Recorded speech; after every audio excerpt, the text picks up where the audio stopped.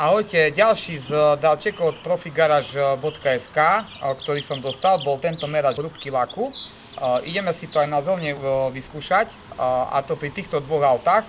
Jedná sa o E30, ktorá táto červená je v pôvodnom stave, čo sa týka lakovačky.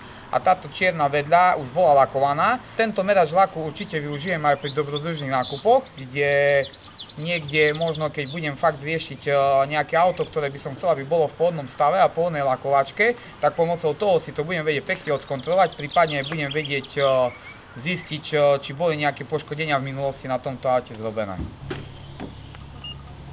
205, 165, 172,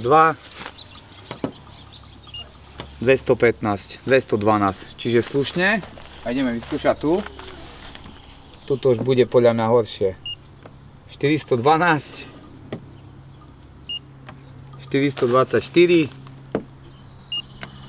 465,